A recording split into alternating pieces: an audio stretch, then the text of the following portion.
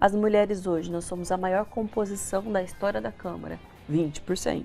O que me pega mais é essa coisa desses machos, assim, violentos, que querem que as mulheres se tapem, se silenciem, se apaguem. O machismo é utilizado como uma arma política o tempo inteiro. Uma coisa que eu fico impressionada, acontece negócio, no outro dia a Sâmia já tá lá, já fez o negócio, não sei como é que fala, impetrou o negócio, pediu, eu falo, ela não dorme. Tem gente na esquerda que acha que, bom, por ter a extrema-direita, a gente tem que mediar um pouco no discurso, pensar bem. Eu não sou dessas, assim. Último episódio da nossa série em homenagem ao Mês das Mulheres. Uma pequena contribuição do Conversa Sem Curva para uma luta que não deveria ser só das mulheres, mas de toda a sociedade.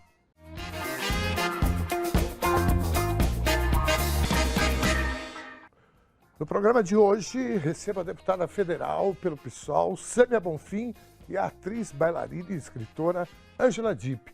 Duas mulheres que estão em frontes diferentes, em trincheiras diferentes, mas com o mesmo objetivo, mesmo ideal, a construção de um mundo mais justo e fraterno, mais igualitário, sobretudo para as mulheres.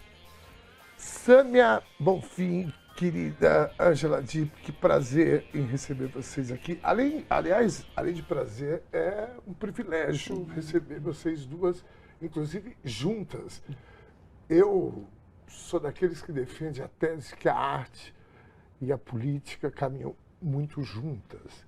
Então, desde quando a gente pensou em fazer essa série em homenagem às mulheres, eu falei, seria legal a gente juntar a Sâmia e a Ângela juntos. Sejam bem-vindas, tudo bem? Tudo bem, muito obrigada. Honrada de estar junto com a Ângela. Aí eu, então. Feliz de estar aqui. Aliás, eu só vim aqui para isso, porque eu sou esposa do Ernesto e sua fã. Obrigada. Bom, a arte, vocês concordam com essa tese primeiro, né? Fique bem à vontade para discordar. A arte é uma ferramenta política também, deve ser, não deve? Como é que você vê isso? Sâmia, por favor. Com certeza, eu acho que inclusive o direito de ter acesso à arte é um dos temas mais fundamentais dos tempos que a gente vive. Não à toa, inclusive durante o governo Bolsonaro, também foi um dos setores mais atacados, porque ela te dá a possibilidade de exercer toda a plenitude humana, que é algo que é tão poupado da trabalhadora e do trabalhador no dia a dia, né? Que vive numa rotina massacrante, se a gente for pensar no padrão, né, do mercado de trabalho. Uma rotina massacrante, mal tem tempo para si, mal tem tempo para descobrir as outras camadas da vida que estão para além dessa lógica. Então eu vejo como uma possibilidade humana mesmo, uma libertação de uma série de amarras. E, bom, ao longo da história eu não sou especialista.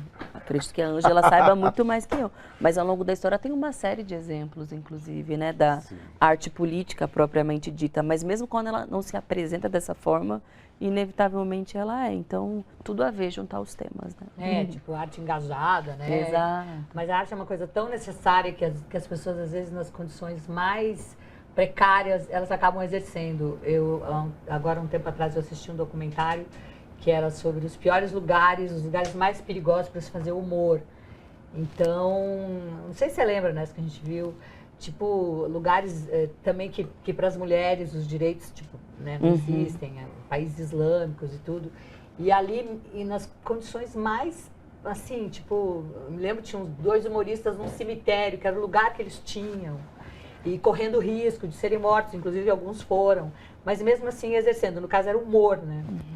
Porque é um negócio tão visceral que você não consegue não fazer, né?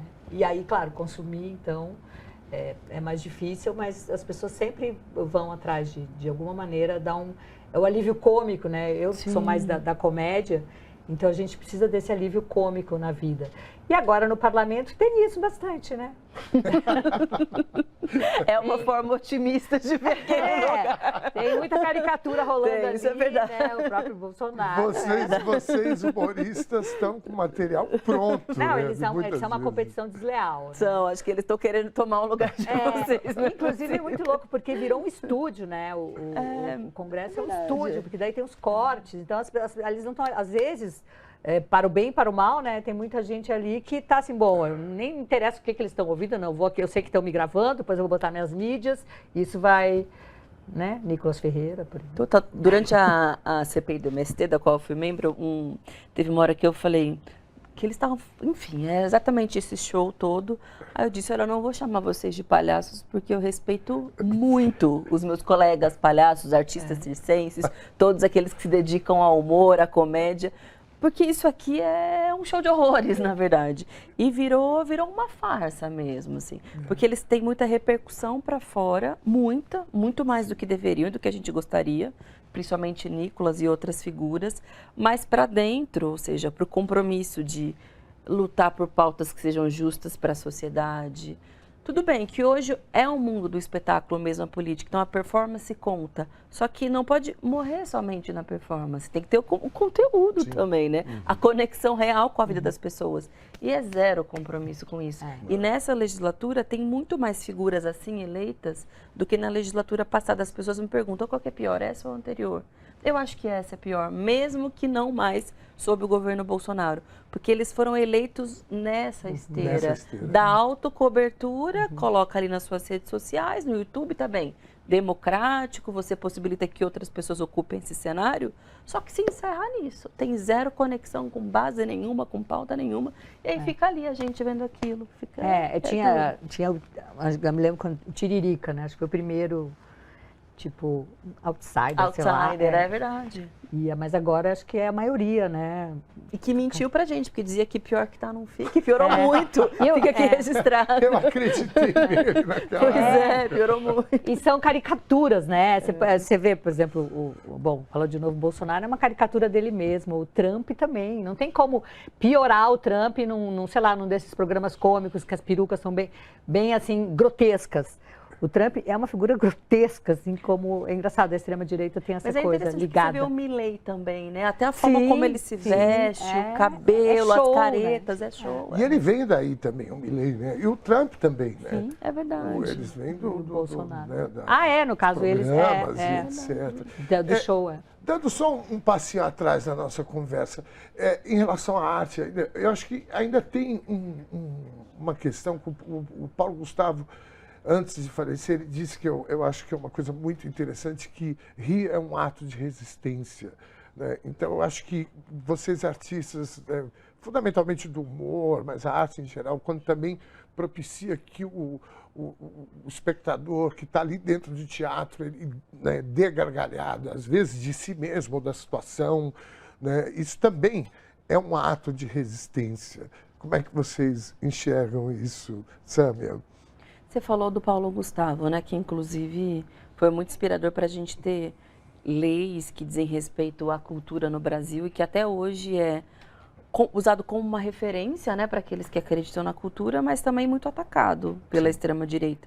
E essa frase dele, acho que explica muito do porquê ele ainda é atacado. Porque, de fato, ainda mais se a gente for considerar num contexto que foi o contexto que ele faleceu da pandemia da Covid-19, em que tudo era dor, tragédia, tristeza, desespero, nenhuma perspectiva de futuro. Você olhava para o lado, as pessoas que você mais amava estavam morrendo, ficando adoecidas. Um governo de extrema-direita, acabando com tudo que podia acontecer. Como é que você tem condição de, apesar de tudo, sorrir, fazer as pessoas sorrirem, se sentirem bem? Então, sem dúvida, num contexto de tragédia como esse, como é que rir não vai ser um ato de resistência? Eu acho que isso segue cada vez mais, né? Assim, inspirando outras pessoas e, viva Paulo Gustavo e que siga. Né? Já que você falou do contexto da pandemia, né? Também teve isso, né? Por mais que o governo Bolsonaro queria desmanchar com tudo, né? E aí começou os artistas sendo, como é que se fala mesmo, gente? Demonizados, né? E aí foi muito o que salvou, né? As pessoas isoladas dentro de casa. Eu sempre, às vezes, quando eu tenho oportunidade que eu ouço esse tipo de ataque, eu falo assim, senhor, que está ali dirigindo, o senhor ouve essa música. Tem gente que tem músicos, tem compositores que criaram, o senhor assiste as novelas, tem gente que, roteiristas, atores. Então, a sua vida é mais leve por conta da arte, né? Às vezes a pessoa nem sabe que ela está consumindo arte e artistas e fala mal deles, né? Na verdade, ontem eu fui a uma peça de teatro e ao final a atriz falou da Lei Rouanet, que tinha sido importante para financiar.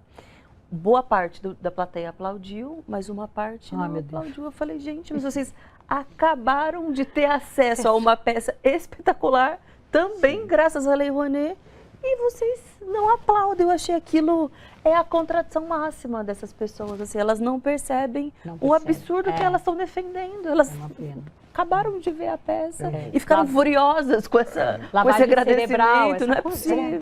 Tem alguns termos que esses caras criaram que são chaves, né? A Lei Rouanet é um, né? Claro, uma coisa que fala da Lei Rouanet, o cara parece que ele começa a passar mal. A mamata, mas que é isso, gente? E é um debate tão... raso. Que foge, né? Do razoável, né? Porque o investimento, né, que é feito, ele retorna, mas o debate é inviabilizado, né? Você não consegue conversar. Você falou da Lei Rouanet, isso, né? Desperta essa... Bom, voltando para a nossa conversa lá no parlamento, né? Que é um fronte, né, uma trincheira. Mês das Mulheres, hoje a gente encerra, né? E que, fundamentalmente, ele é, né, dominado pela masculinidade, não só masculinidade, mas a tóxica, que é a pior que existe. Eu queria saber de você, saber como é que é essa experiência de você entrar naquele Congresso Nacional. E, aliás, quero te agradecer e te parabenizar, porque você enfrenta de forma muito corajosa e de forma também muito inteligente. Muito obrigada. Queria que você falasse um pouco sobre isso, porque eu e Mas a Ângela, às vezes a gente assiste. Eu tenho uma fantasia com a Sâmia. Eu acho que ela acorda, medita, toma um shot, põe umas luvas de boxe imaginárias e vai, porque fica assim, como é que ela suporta? Ela tem filho, ai, aqueles homens horríveis. E aí corta para a vida real, sai de casa com a criança, com a mochila, pega o tênis, não seca o cabelo, sai como dá, chega atrasada, mas é um pouco assim, não tem como, a vida não necessariamente para e a gente se prepara à altura do que devia. Tem dias que eu me concentro um pouco mais, quando eu sei que vai ser aquela sessão, aquela pauta. Porque não é trabalho, é uma luta o tempo inteiro. É uma luta, mas essa cena da luta de boxe é um pouco, às vezes, como eu me sinto. Aí, de repente, eu passo um batom um pouco mais forte aquele dia, falando, não, esse dia eu me concentro. Mas tem uma concentração de papéis, assim, eu gosto muito de estudar, de ler, porque também é uma forma de eu me acalmar, de eu me concentrar. Não, vou me localizar, vou ignorar um pouco esse espetáculo que eles estão tentando fazer do dia de hoje e vou aqui focar naquilo que eu venho fazer. Mas o que dizer daquele lugar? Bom, primeiro que assim, o Congresso, quando a gente fala que é uma representação da sociedade, eu vejo mais como uma distorção. Porque quem consegue se eleger, muitas vezes, é quem tem acesso a bastante recurso financeiro para construir campanhas imensas, milionárias, é quem de alguma forma já tem uma relação com quem está naquele lugar, não é à toa, tem muitos filhos, filhas, esposas e são oligarquias que se reproduzem. É muito raro quem vem de fora desse círculo fechado da política. Nos últimos anos tem mais representantes, mas são mais da extrema-direita do que da esquerda. Verdade seja dita, até por conta desses fenômenos de redes sociais, youtubers e afins. Por ser uma distorção, acaba também carregando muito dos vícios e dos defeitos da sociedade. E o machismo, assim, é regra. As mulheres hoje, nós somos a maior composição da história da Câmara, 20%. E é a maior. A maior de todos os tempos, considerando que boa parte dessas mulheres, inclusive, nega a luta das mulheres, a conquista, o movimento feminista, a representação, de fato, talvez seja ainda menor. Claro, elas também representam um segmento de mulheres conservadoras, mas que estão ali para negar tudo que a gente fez ao longo da história. E o machismo é utilizado como uma arma política o tempo inteiro. Não é à toa que recentemente a gente conquistou a lei da violência política de gênero, que é para que a legislação brasileira reconheça que na política a violência política é utilizada como instrumento para paralisar mulheres.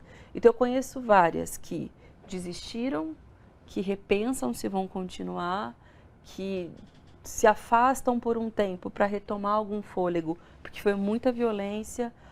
Quase todas as mulheres da esquerda que eu conheço foram silenciadas, interrompidas, estigmatizadas, teve a sua forma física questionada e absolutamente nada do que se faz na política tem minimamente a ver com a forma física, a forma como se veste, a forma como fala, se é bonito, se é feio, se é gordo, se é magra. Isso não devia ser tema, não devia ser assunto. E perseguidas nas redes. E perseguidas nas redes sociais. É uma coisa que eu acho que, para mim, assim, me parece ser o mais pesado, né?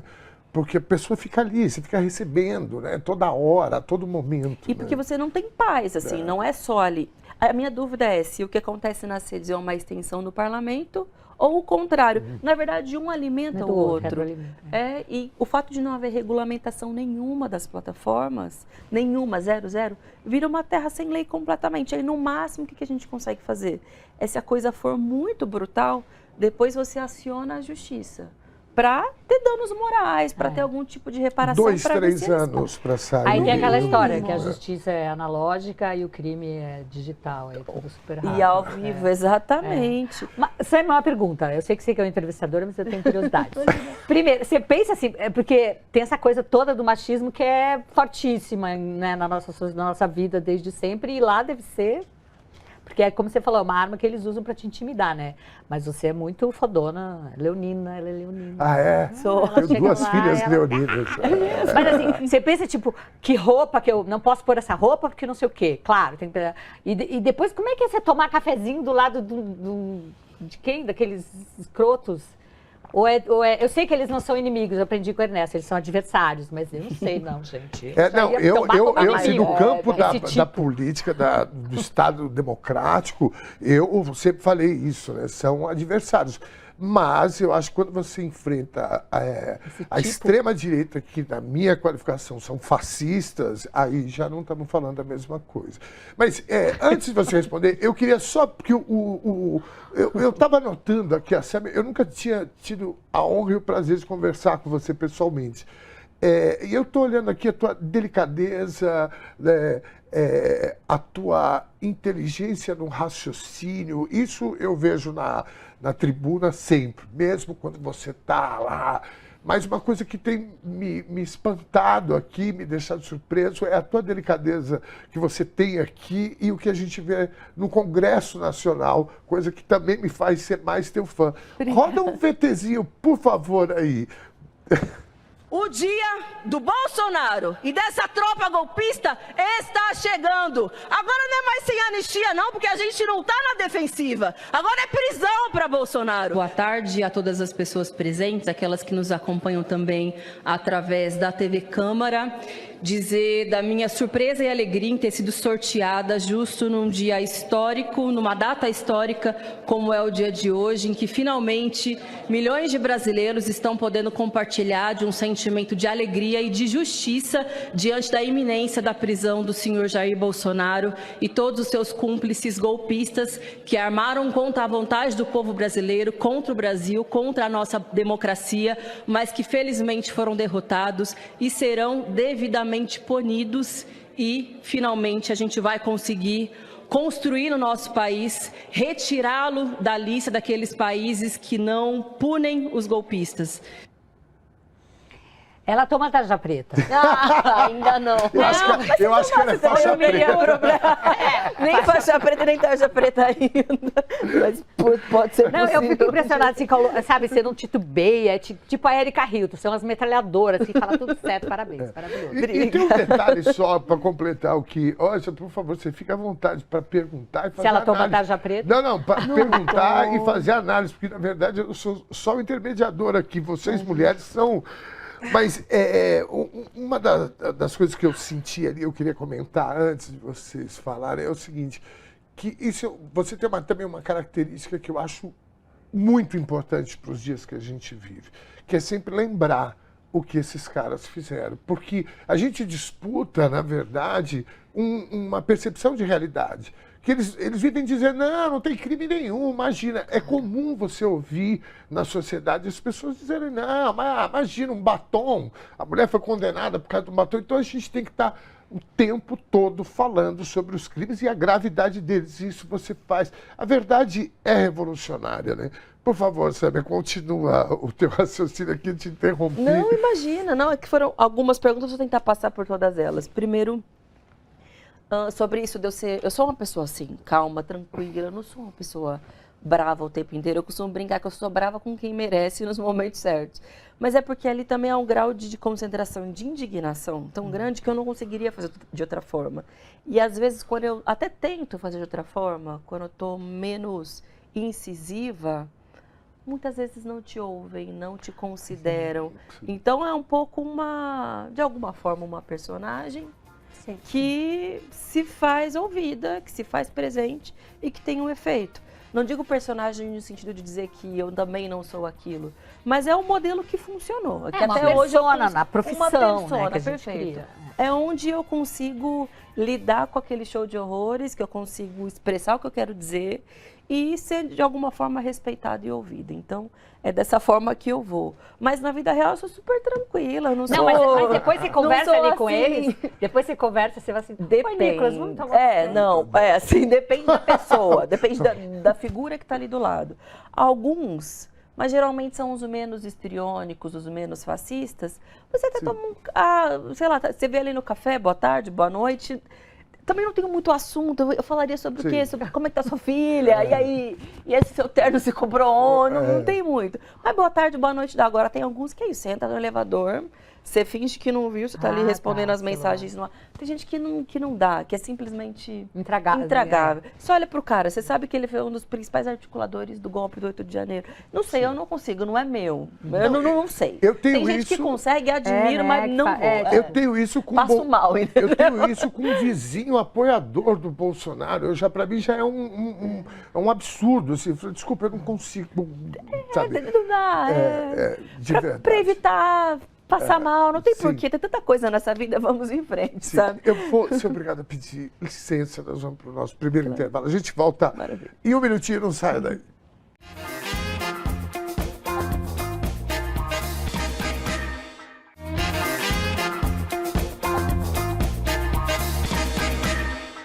Estamos de volta com o segundo bloco do Conversa Sem Curva de hoje. Bom, recebo Sâmia Bonfim, deputada federal pelo PSOL, e também a Ângela Dipp, atriz, bailarina e escritora. Esse mês nós estamos aqui homenageando as mulheres, lembrando que hoje, 31 de março, data, dizem que foi no 1º de abril, mas isso não importa, mas há 61 anos o Brasil tomava um golpe militar. E que eu costumo falar aqui que isso dialoga muito com o que a gente vive hoje. Bom, falo aqui da TVT, na Avenida Paulista, os estúdios da TVT, a TVT que é a TV dos trabalhadores. E quando eu falo trabalhadores, eu estou falando com você, que às vezes acha que não é da classe trabalhadora, porque tem um pequeno comércio, de repente o cara tem uma sorveteria e acha que é da classe burguesa. Não é. Você também é trabalhador, assim como o vigia do teu prédio, o porteiro, a moça que faz a limpeza, o motorista do ônibus, todo aquele ou aquela que vive do seu trabalho é da classe trabalhadora. Portanto, seu lugar é aqui. Sâmia Bonfim e Ângela Dipp, o papo esquentou aqui no começo, a gente estava falando, olhando para você falando aqui, eu falei, nossa, né, a Sâmia é toda delicada. E lá na tribuna, e a gente falava aqui sobre eu classifiquei aqui a extrema-direita hoje como fascista. Eu já recebi, inclusive, algumas pessoas, não, mas a gente não pode. Desculpa, eu entendo, inclusive, desde a campanha do Bolsonaro, quando ele dizia que Deus acima de todos, algo assim, para mim isso já é uma frase, um conceito fascista, porque o Estado é laico, então não dá para você chegar e falar Deus acima de todos. Mas, enfim, como é que vocês enxergam esse momento que a gente está vivendo e se essa minha classificação, né, fiquem à vontade para discordar? Não, eu vejo assim também, talvez um neofascismo, porque também não é um movimento isolado do Brasil. A gente comentou, tem o Trump, tem o Milley, mesmo na Alemanha, em que tem uma memória e um repúdio massificado sobre o que foi o nazismo. Agora a gente viu a extrema-direita sendo a maior força eleitoral, junta os dois partidos de extrema-direita, teve praticamente 50% do eleitorado para o parlamento.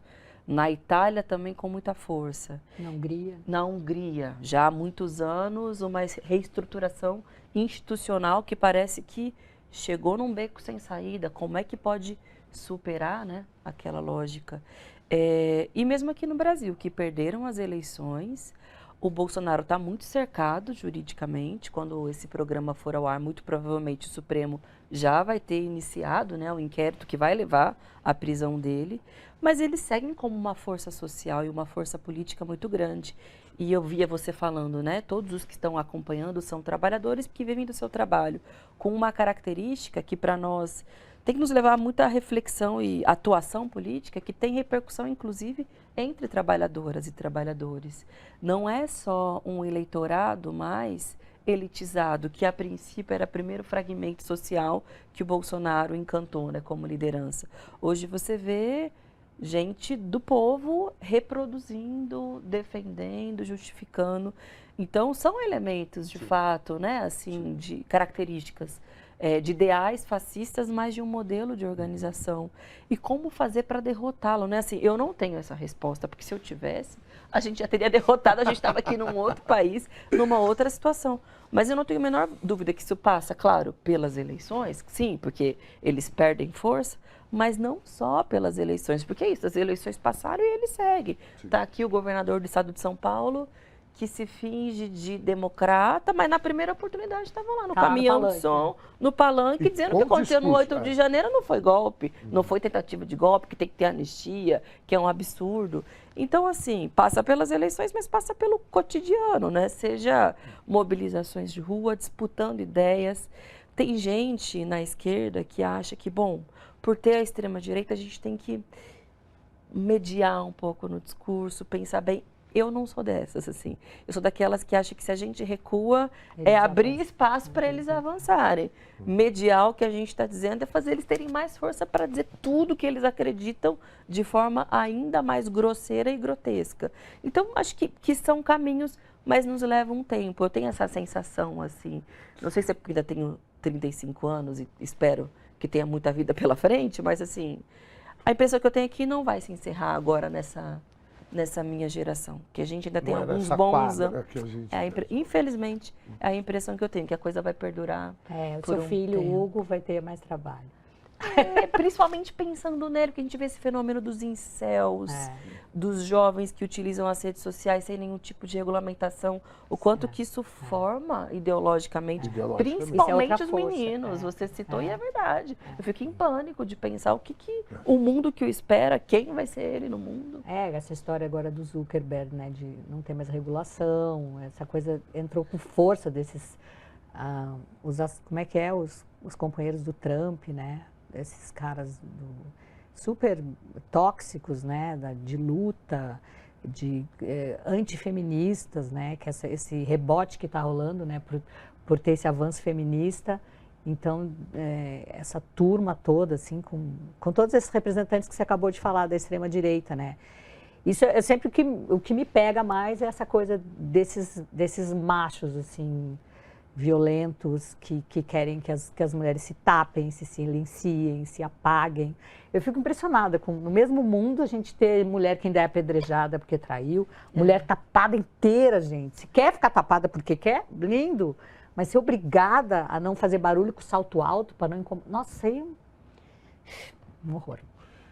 Sabe que a Sâmia estava, né, quando a Sâmia falou aqui, a gente não sabe, né, a solução, né, para isso. E a gente, né, vocês duas, eu abri aqui falando, ocupam frontes, estão em trincheiras, que eu acho muito importante a gente ocupar esse espaço. Na Itália de Mussolini, quando o fascismo venceu, tem uma charge que eu acho muito interessante, que são dois poetas andando, né? E aí um pergunta para o outro, e agora o que a gente faz? Aí o outro responde, vamos fazer poesia, eles detestam poesia, né? E eu estou puxando esse gancho porque eu acho o trabalho da Ângela e de outros artistas fundamental, porque dialoga muito com isso que vocês estão falando. A gente tem um problema muito sério, que é estrutural e que vocês colocaram agora, que é essa questão do machismo e que na minha opinião, existe uma disputa de visão de mundo. E essa parte que acredita que os machos, que os homens, né, têm que dominar e etc. Eu acabei de assistir esses dias um tal de Frei Gilson, fazendo um discurso, um sermão, uma coisa... E a gente assistiu agora Adolescência, né, que é um filme que traz essa questão. Então, eu acho que a arte, nós precisamos também aprender a usá-la como soft power, sabe? Sim.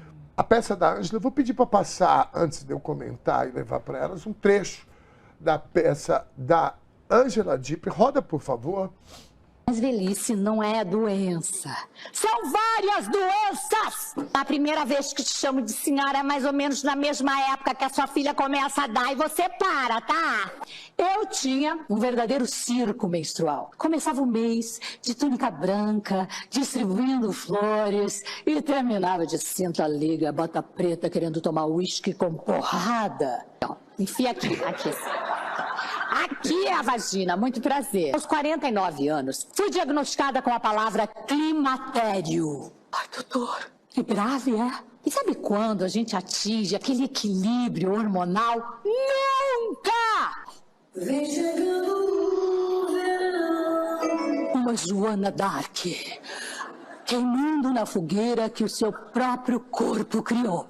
Bem-vindos ao nevoeiro mental. Alta músculo, tesão, lubrificação, cai a bunda, cai os dentes, sobe a gengiva, o triglicérides e o colesterol. Vocês sabiam que só 3% das mulheres se veem como belas e 90% dos homens se acham o máximo? O que mandar eu tô enfiando. Meu marido tem mais ou menos 1,90 m, então sexo oral é tipo aqui, zero esforço. Eu mesma achei que mulher de 60 anos já tinha dado o que tinha que dar. Eu não trocaria a minha versão de hoje pela versão mais jovem. Trocaria algumas peças. E a morte está tão certa dos seus propósitos que nos dá uma vida inteira de vantagens. Não tem injeção de colágeno, não tem reposição hormonal melhor que a companhia de amigos, de amores, de familiares queridos e de animais. Nós não temos hora para morrer.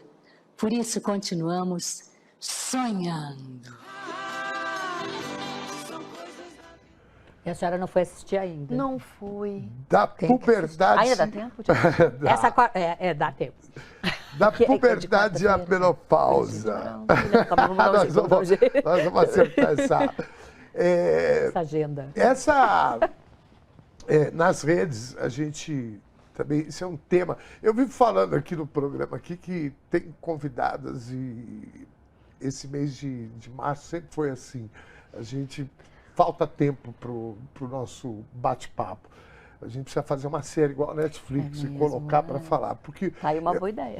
Porque a minha observação, e eu pensei nisso agora, que essa questão desse clipe da peça da Ângela, faltam alguns trechos ali que normalmente... trechos que precisam ser evitados porque o algoritmo simplesmente joga lá no cantinho para ninguém assistir. Isso também faz parte de uma política, de uma estratégia política.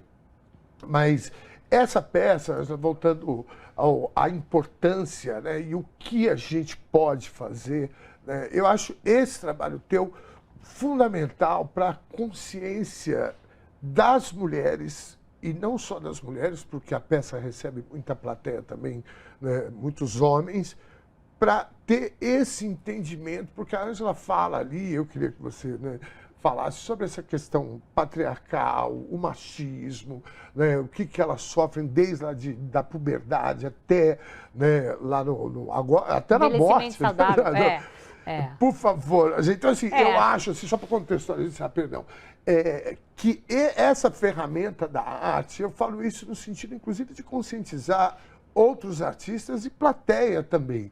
Né? Como você disse, você está lá, ontem você estava no teatro e falam da Lei Rouanet, tem um pessoal que, os artistas precisam falar da Lei Rouanet, precisam explicar.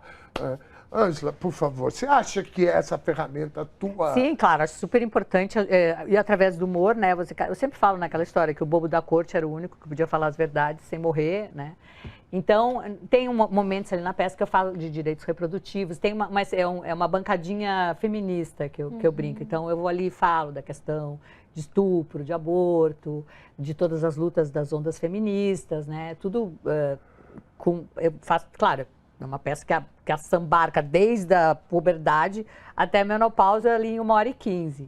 Então, você tem que passar meio... Mas eu não podia não falar disso, né? E tem muita gente que diz assim, você podia não falar disso, porque esse assunto pesa um pouco, e a peça é tão engraçada. Tem um momento que ela segue, porque da metade para o fim, ela vai só na stand-up gargalhando mesmo, né? Só termina na questão da velhice, mas também com poesia. E aí eu falo, mas eu não consigo, porque assim, eu tenho 63 anos, eu já trabalhei com muita coisa, com muita comédia, assim.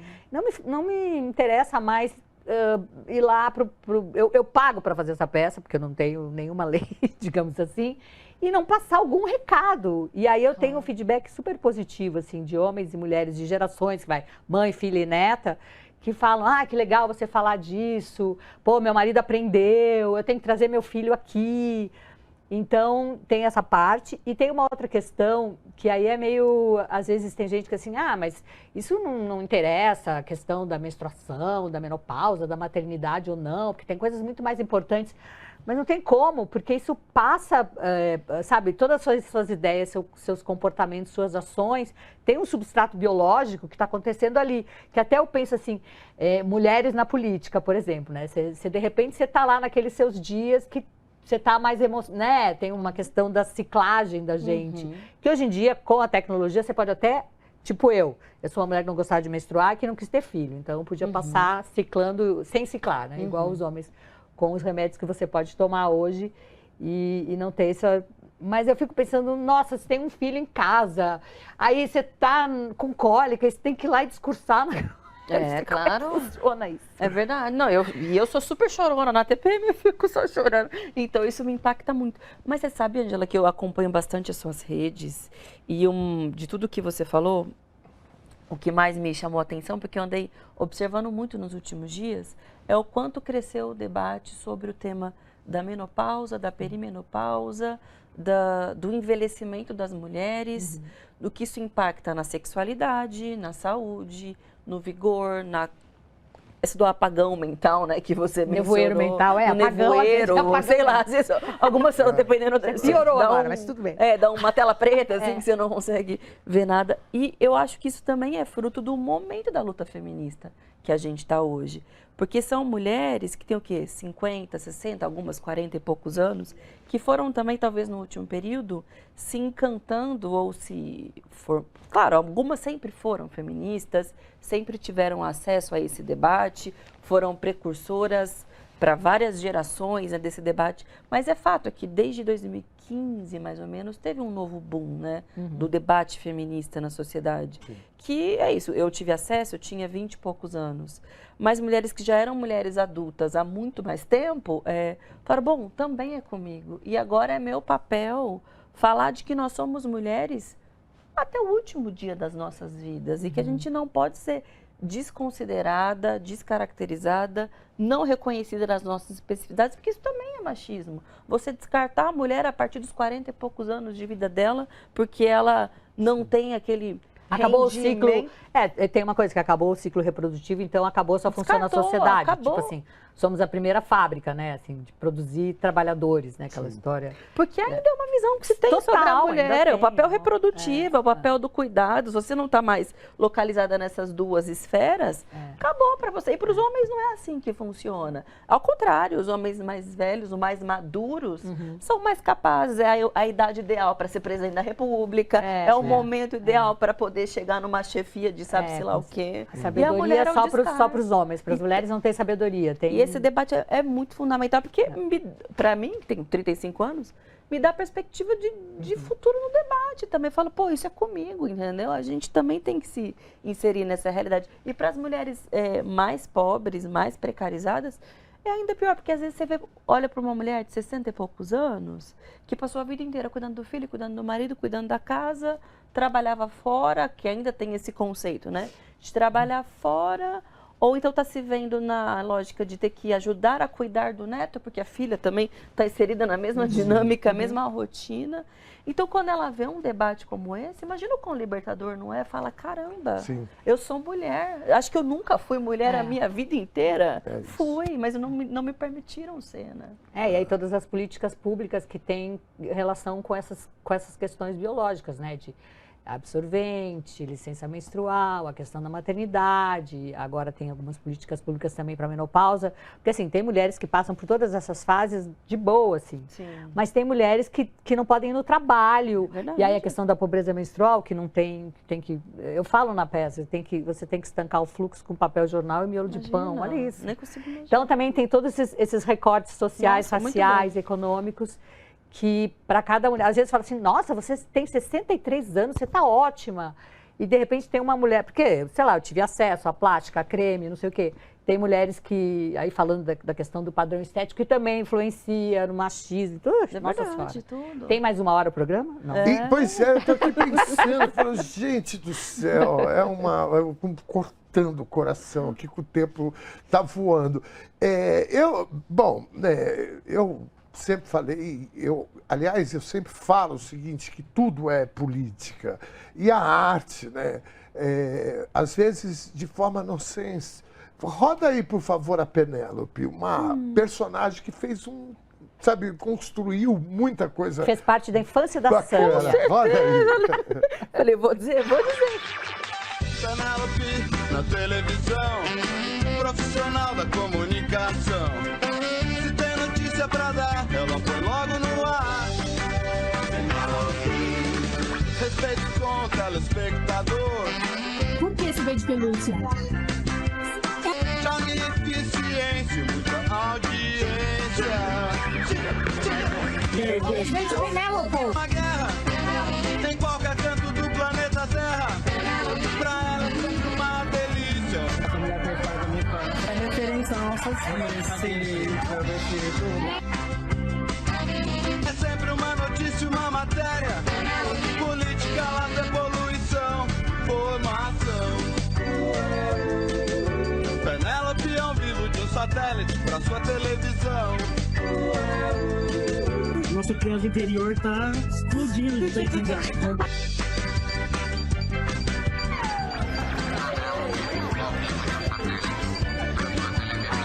Aí a pessoa fica aqui chorando, a gente chora também.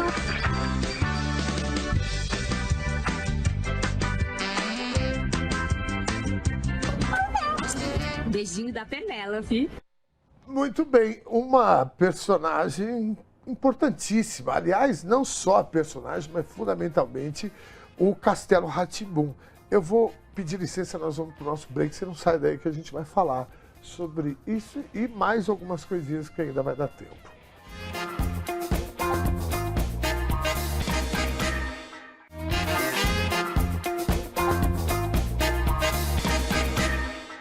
Voltamos com o terceiro e último bloco do Conversa Sem Curva de hoje, que recebe a deputada federal pelo PSOL, Sâmia Bonfim, e a atriz Ângela Dipp. Mas antes de retomar nosso bate-papo, vamos para as nossas dicas culturais.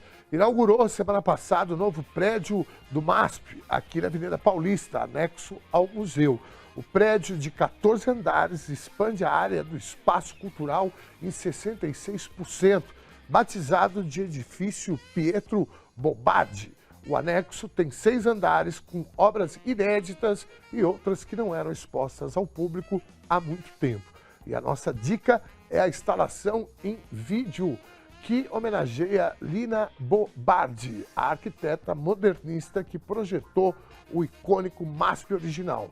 Entre as obras tem um vídeo instalação do cineasta Isaac Julien, com Fernanda Torres e Fernanda Montenegro interpretando Lina. O novo prédio do MASP fica ao lado do museu, aqui na Paulista, número 1500. Bom, o Cordão da Mentira sai às ruas amanhã, terça-feira, dia 1º de abril. O bloco que denuncia a violência estatal dos tempos ditatoriais e democráticos, chega à sua 12ª edição em 2025 com o tema Desfile para Adiar o Fim do Mundo, organizado por grupos de teatro, musicistas, ativistas e familiares de vítimas de agentes do Estado. O Cordão da Mentira percorre as ruas de São Paulo com canções de sambistas, lembrando o genocídio indígena, palestino e da população preta e periférica. A concentração do Cordão da Mentira começa às 6 horas da tarde, lá no pátio do colégio, pertinho do metrô São Bento. Parabéns para a nossa produção que separou essas dicas aí, viu? Bom, Ângela Dipp e Sâmia Bonfim, a gente falou de uma personagem que causa frisson sempre, né? A Penélope. Para além dessa coisa que a Penélope tem, eu tenho filhas que também acompanharam a Penélope, tem formação na área de comunicação por conta da Penélope. E como eu tenho a felicidade de ser companheiro da Ângela, eu escuto várias pessoas encontrando com ela e dizendo: ai, porque a Penélope, você mudou a minha vida. Primeiro, você foi fã da Penélope também? Totalmente. Eu passei a minha infância assistindo Castelo Rá-Tim-Bum e Penélope. Eu e minha irmã, a gente ficava... Olha que orgulho, formamos uma cidadã. 8 estrelas. Totalmente. Eu passei a minha infância assistindo. Muito legal. Muito que maravilha. Isso é o mais importante, né, porque essa coisa de formar cidadão, né, de criança, né, que você, quando tem essa história de escola cívico-militar, essas coisas que vai deformando, ai meu Deus do céu. Enfim, então o Castelo Rá-Tim-Bum foi espero que tenham mais, né, programas assim que formem cidadãos como a Sâmia Bonfim, por exemplo. Então eu sempre digo que é um super, como é que fala? É uma responsabilidade você trabalhar com criança. É verdade. Né? Porque o que entra ali naquela idade não passa ainda pelo cognitivo, vira eu sempre digo que é um trauma. Que é um trauma bom, no caso, o Rá-Tim-Bum, né? Então, é isso. Nossa, eu imagino que essa sensação de estar na rua e de repente te parar alguém para dizer: você foi muito importante para minha infância e para minha formação. Assim, não só o senso de responsabilidade, mas de um orgulho mesmo que deve dar em você. Bom, nossa, maravilhoso. Você deve ouvir isso também, né? Não a infância ainda, mas daqui a um tempo você vai ouvir. Da infância para mim é tudo, porque é a fase geralmente difícil. As pessoas não necessariamente têm boas lembranças, mas ter uma assim é maravilhoso. E olha, eu vou te falar, a maioria absoluta das pessoas que eu conheço e que são fãs do Castelo e da Penélope... Não são bolsonaristas. Exato, era isso que eu ia dizer.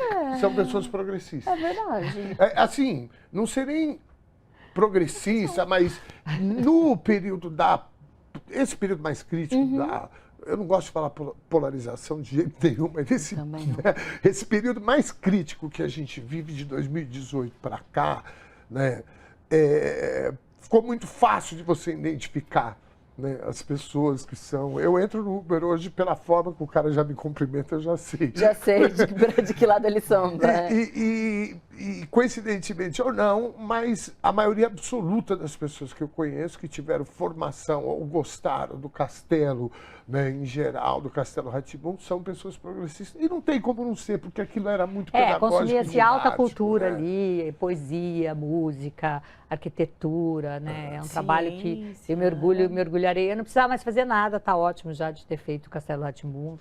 Já tiquei ali a minha missão na Terra. Olha, tchau, gente, um beijo. Fui. Não, mas a Ângela fala assim, mas ela fez a Tereza Goulart, a Maria Tereza Goulart também, que foi maravilhosa, que é a Viúva do Jango, uma história... Uma história que também é meio desmemoriada, né? O Brasil tem pouca memória, né? Se conta pouco. Mais do que nunca a gente precisa resgatar, porque é daquela época, o que aconteceu lá é o que acontece agora, é um reflexo daquela época. Eu acho que isso é para mim, a maior evidência, por isso que eu estou bem feliz e honrado de receber vocês duas juntas, inclusive. A Ângela já veio aqui no Conversa Sem Curva, mas trazer vocês duas juntas, porque eu sou um defensor de que a arte, ela é uma ferramenta política humana acima de qualquer coisa. A gente viu e não filme, é política né? partidária, nós não estamos falando de PT, de PSOL, PCdoB, não, nós estamos falando da política. O Ainda Estou Aqui, né? O Moral Ainda que fez Estou isso, Aqui, né? pois O que fez com novas gerações que estão prestando atenção nessa Que é o que está nos dando a oportunidade também de ter uma maioria social para não deixar passar esse projeto da anistia. Sim. Claro que não é só isso, porque teve uma gravidade grande que as instituições finalmente compreenderam, eu digo finalmente porque nem sempre foi assim, né? Mesmo a grande imprensa agora fala, não, precisa de punição.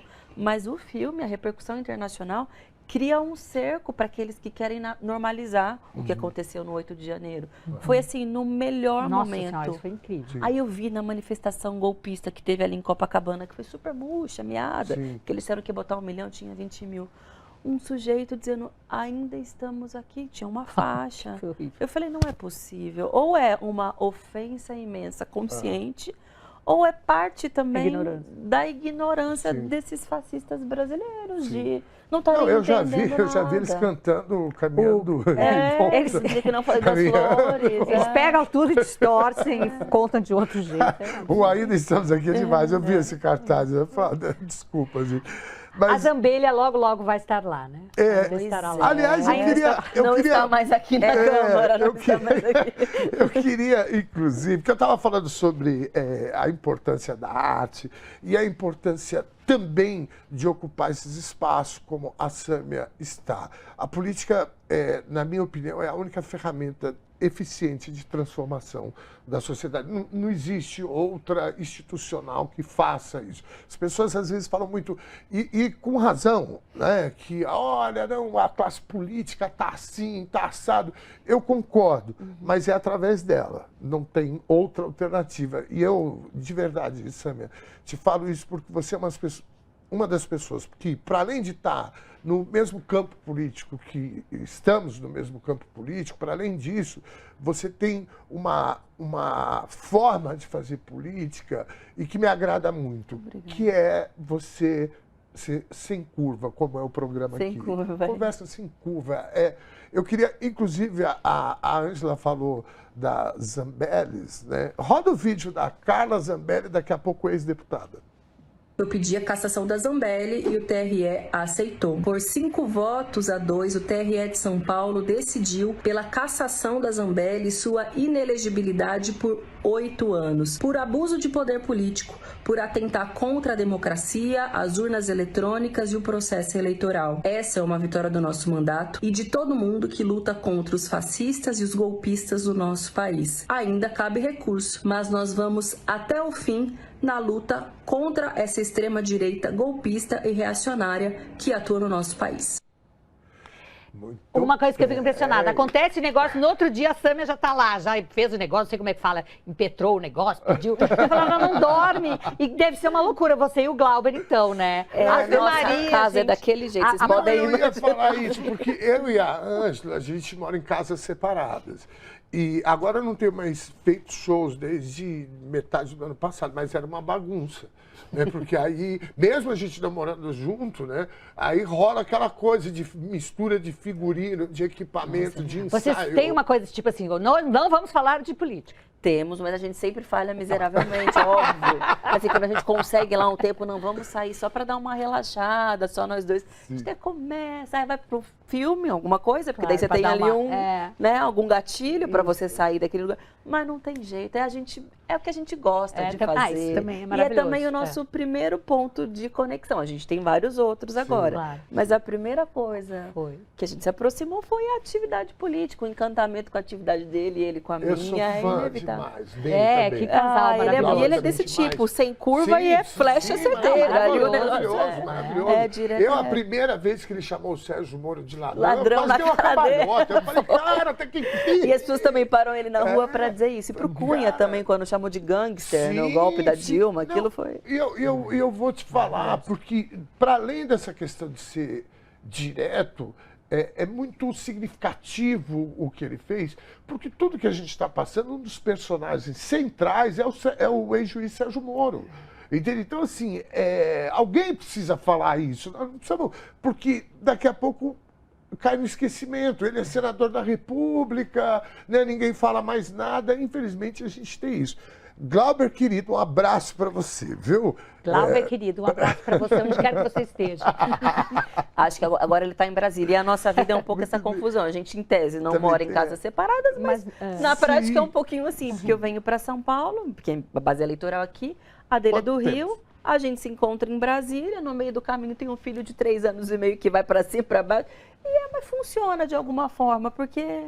Sim. Foi ali que vocês amam, que vocês fazem. É isso. Exato. Olha, eu, infelizmente, de novo, eu vou falar aqui, eu não vou falar o que eu falei no programa passado, que eu com o coração sangrando, eu fui muito dramático, mas é a pura realidade.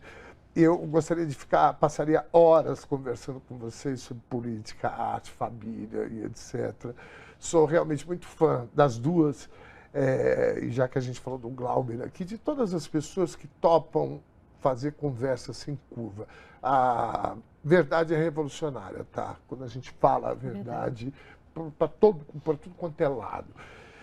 Querida Sâmia, muitíssimo obrigado. Honrado demais. Eu fiquei muito feliz. Obrigada. Aqui. Gostei muito. Também ficaria horas. Mas a gente pode marcar um dia, né? Pra gente ficar tomando um vinhozinho e conversar sem problemas nenhum. Quem manda é a Ângela, tá? Então... Eu adorei vir aqui. Tá contigo, obrigada, também. também. Com o Ernesto, tá mais acostumadinha. Agora com você, nossa, uma super honra, né, amor? Tá claro, nossa, gente. A gente tem um programa que chama Podcast 2 pra lá, 2 pra cá. A gente tinha que fazer entrevistar os dois aí. Levaram o Glauber mesmo. Pra falar só da revista Cara. Só combinado, então. Tudo combinado. Fofoca. Estaremos lá. Muito obrigado. Obrigada abraço a vocês. pro Glauber e tua menina, né? Hugo, menino. Hugo que vai seguir carreira. Porque... Ai, será? Acho que ele vai querer fugir. Não, tem que ser, gente, porque se eles procriam tanto, olha os filhos do Bolsonaro, os filhos do Musk, tem que... É verdade, eles estão botando os deles, né? Vou botar os nossos também.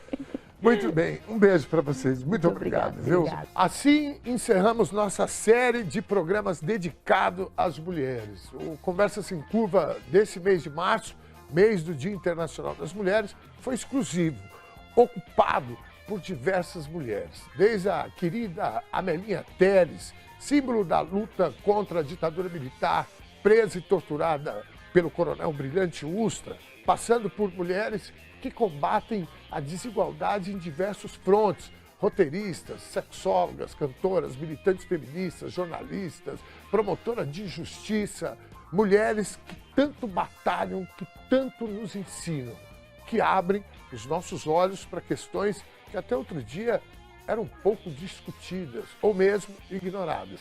É verdade que já passou da hora da nossa efígie da República, inspirada no símbolo dos ideais da Revolução Francesa e na deusa romana Libertas, ganhar novos traços e contornos que representem a miscigenação que compõe e constrói o povo brasileiro. Já disse Djamila Ribeiro, no seu pequeno manual antirracista, abre aspas, a representação importa quando os símbolos de uma nação não refletem sua diversidade. Eles perpetuam a invisibilidade e a exclusão de grupos marginalizados. E nós, do Conversa Sem Curva, assinamos embaixo.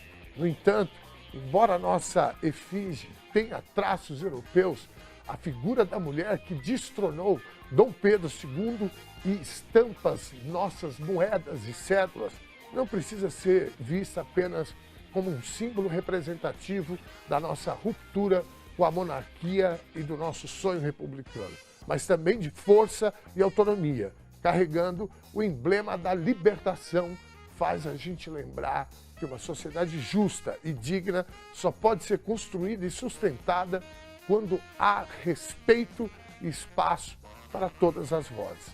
Mensagem e simbolismo que eram fundamentais lá em 1889 e continuam sendo. A luta pela liberdade é um exercício contínuo e cada um de nós tem um papel fundamental nessa jornada. Somos todos muito gratos por aquelas e aqueles que lutam por esses ideais. Beijo enorme e até a próxima!